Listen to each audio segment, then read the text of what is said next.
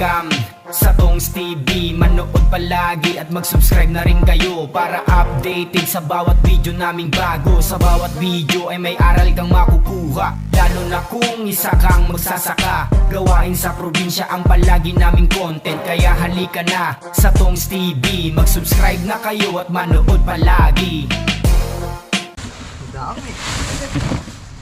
Ayan, tinitinor na po namin yung pipino. Squat tayo nagsimula. Kasi na.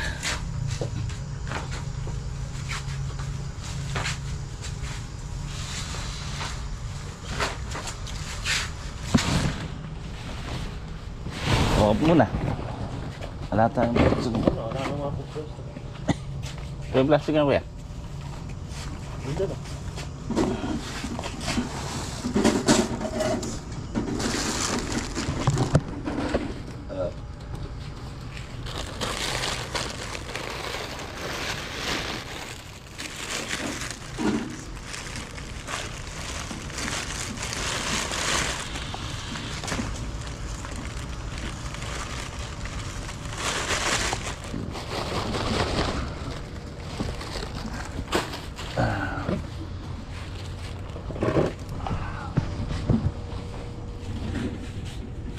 Pino.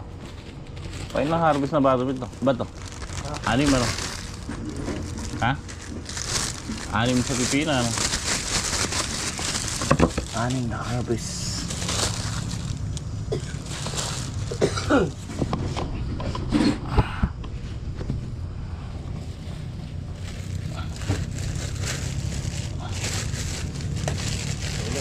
Tingin sa kamay ng walang dulas ano?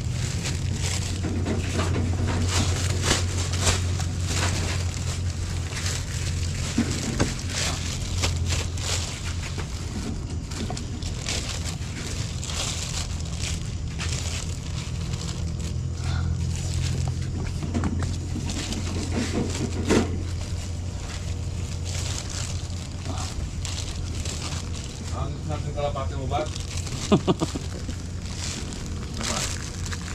Nangis mo baka sumama pa uwi yung apat.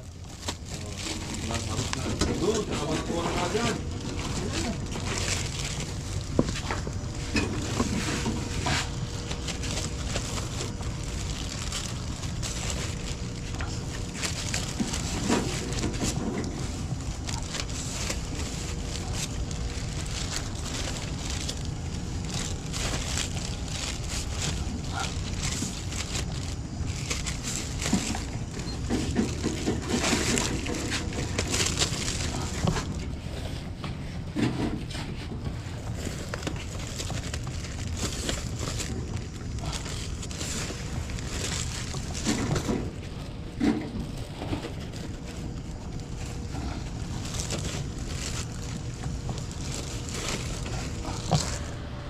Hindi mo lang dito? Hindi. Ulam ba rin? Oo. Maambon na kagabi. Di pa tinuloy. Mahaba-haba ko yung mulang doon. Talagang mainit ang kwan dito ah.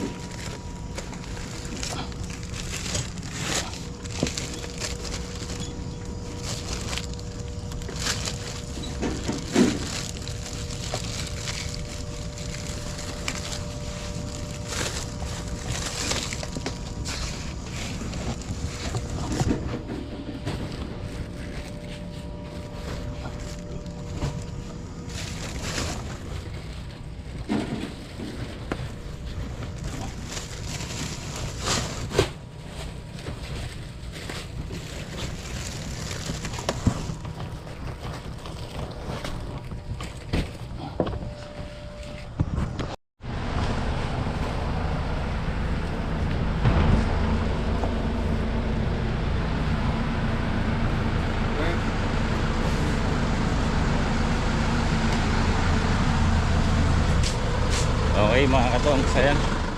Tapos na. Ilan lahat to, Greg? Ha? Sige, sige. Ito. 79 yung pipino. 4 kalahati sili. Tsaka 17 yung sigarilyas. Up!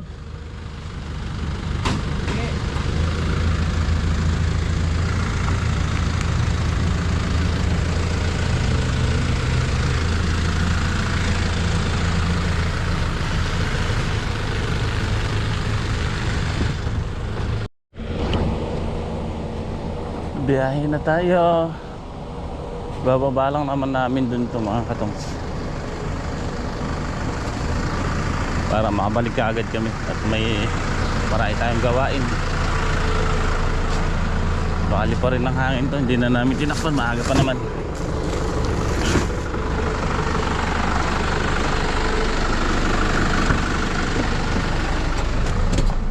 Ay, ano, ayan mga katongs, nandito na tayo sa sangitan.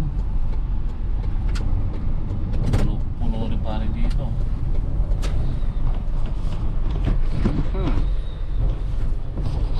Dito kaya 2 kilo kalahati to. ilan yung kilo yan? 45 kilos lahat yan pare. Yung panigang, 79 yung pipino. 17 and a half.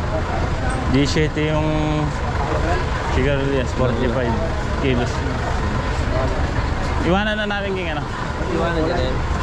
Pare, ang buwas na lang. Linggo biyahe na. Pasin mo lang Ampalaya, yung ano, pipino. Ampalaya, talong.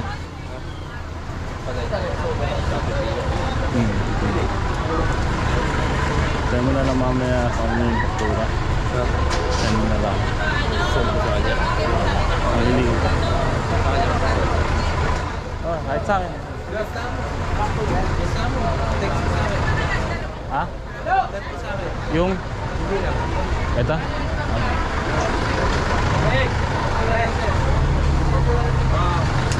Pare, kunin mo yan, ano?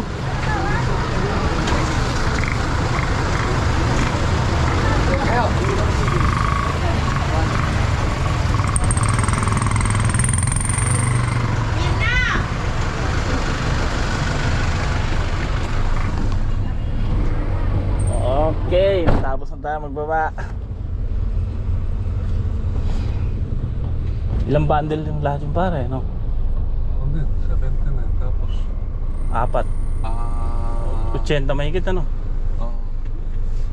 4 and a half yung panigang.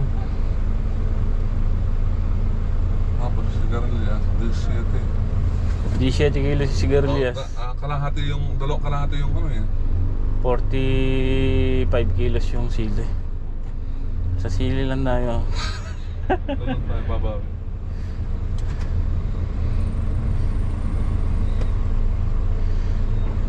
Ay, cellphone mo pare. Ayan pare, nabukod ka na. Andun, baka mami. Sakto, alas 8. Alis tayo dito. So kailangan na lang natin makabalik agad at marami tayong gawain. Tsaka na lang natin kunin yung ganito sa susunod na biyahe. Sabay na. So ganun lang. Madalas na naman dito. Yun mga katongs, ayan. Nakauwi na nga po kami ni Paren Jay. So ayan, sila Greg nagpapataba dito sa talong gamit ang power sprayer. Dinidilig nila para tumalab kaagad. Tsaka natin patutubigan na lang after 2 days.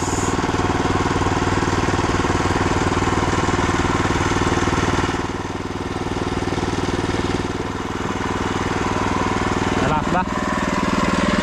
Ha? Mayroon pang triplicator doon? Ha? Kunin nyo yung ando na na pagkakinutan.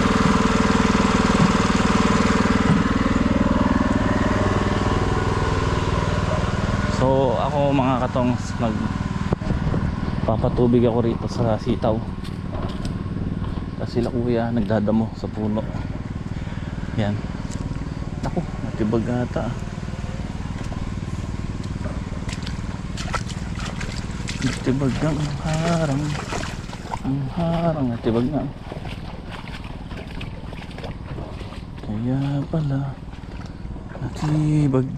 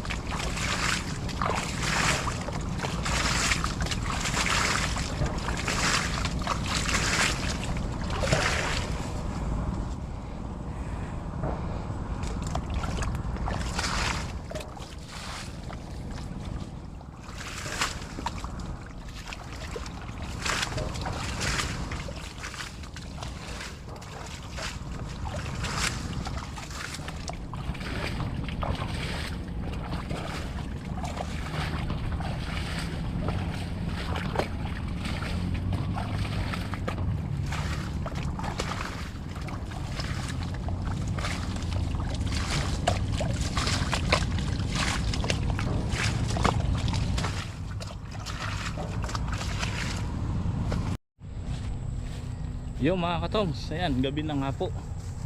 Halina pang lahati ko lang ipatubigin dito sa sitaw. Pinaapatay ko na. Ayan o, nagpundoy ulo no. Pumunta sana rito kasi mas maganda yung kumaulan yung pinatamaan nila Greg para tumalab agad.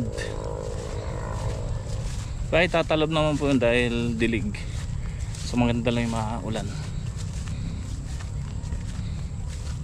Bisitahin natin ang palaya dito. Itasin na sa makalawa to. Ayan po. Ako, nagtaklob na. Ito pa. Tingin ko dito mga katong kailangan natin patabaan yung ampalaya. Marami na siya nilalawit sa taas. So kailangan niya ng maraming pagkain. Ganda pa naman ng klase oh. Wala na, nagsara na. Pero ito, pinaputol ko na kuya. Ayan oh. Sayang nga yung pipino natin, kaya lang obligado nating hilahin pababa para umano yung ampalaya magsalubong. Pag nataklubang kasi mas malapad yung dahon ng pipino.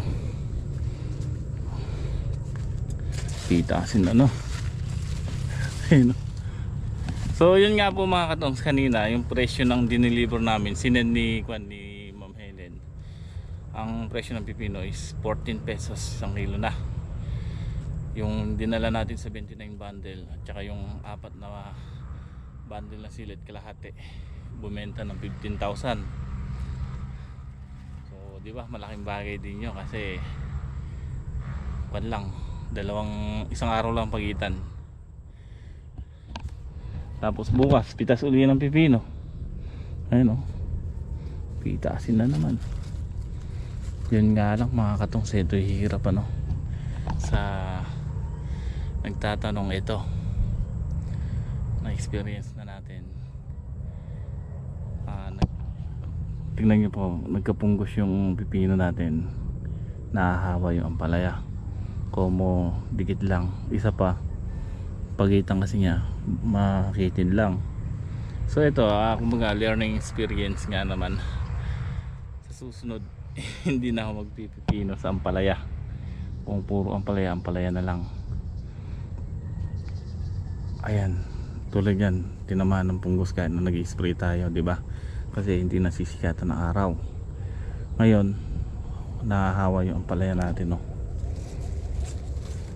Yan, tingnan nyo, parehas na parehas sila ng punggos ng pipino. So nag-spray na tayo ng mga systemic na fungicide dyan. So yun, kailangan lang talaga mag-spray tayo lagi dito sa ampalaya para at least kahit paano medyo mabagal ang pagkuhan niya ng punggos. So syempre dinadamay na rin natin yung pipino. Yan, sa nagtatanong, ayan na, sinabi ko under observation pa natin. So ayan, nagkaroon na. Ayan yung bunga ng ating ampalaya, tsatay oh. Tsatay.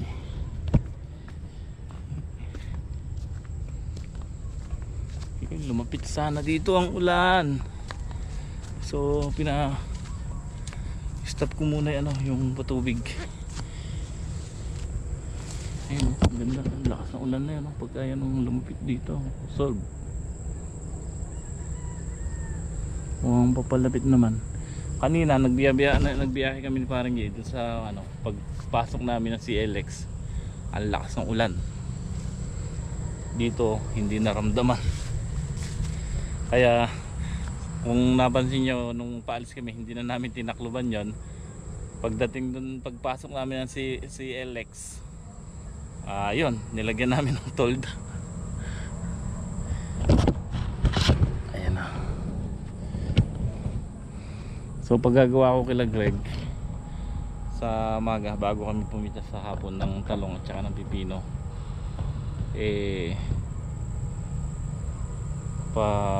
ito muna patabaan nila itong palaya. Patabaan nila muna ng dilig. Unique 16 lang muna at saka haluan natin ng 2100 para medyo umusad yung talbos na niya. mahabol natin kasi lumiliit na. Kailangan natin ng paano yan, palaguin. So haluan natin ng 2100 at saka Unique 16, padidilig natin para mahabol. After 2 days siguro, sa linggo pitas, sa Monday patubig kami sabay pataba, budbud. Dalawang sunod natin patataba para mahabol. Ayan, medyo umano na makuha na yung talbos niya, kaya kailangan natin mahabol.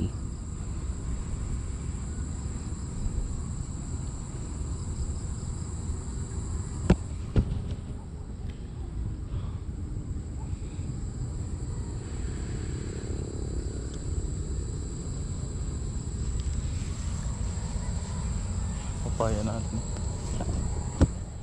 may mga bulaklak na, bunga na pala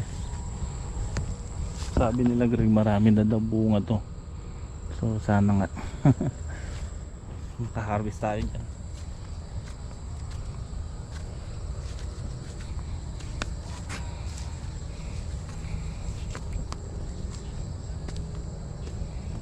Ayan tingnan nyo, medyo limit na yung talbos nya at saka yung baging.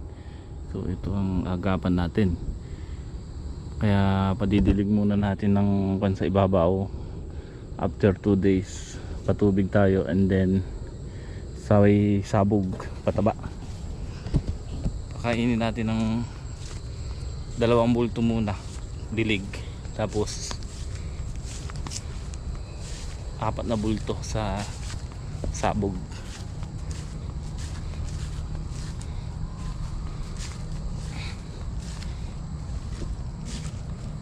So nayari nila kuya tong grass katirin. Ang ginagawa naman nila kuya, dinadamuhan yung puno ng sitaw at saka puno ng upo. Ayan, ayan po, malinis na. Ayan, kung mo ginanas katirin nga lang yung labas, yung sa gitna, tapos yung sa may puno na sitaw dinadamuhan nila. Silang dalawa ni Utol at saka si kuya. Ayan yung sitaw, ayan yung upo. Magkukan tayo, maglalagay na dito sa ibabaw kasi ito ni upo. Ito kailangan pinuputol natin ito para maglabas siya ng maraming sanga, bunga. Pag maraming sanga, maraming chance na maglabas ng bunga.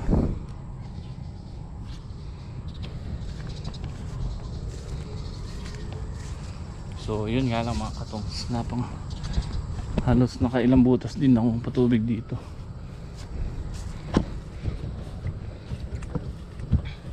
Grabe bulaklak ng sitaw, halos panay. Ito na yung mga unang bulaklak ng bunga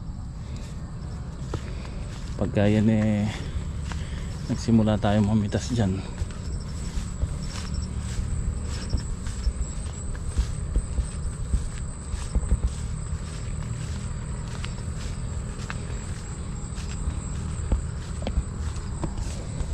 So ayan mga katongs, hanggang dito na lang muna ang ating vlog. Bukas harvest tayo ng pipino ulit at saka talong. Ayan, gabi na nga po. So maraming salamat sa inyong panonood. God bless po.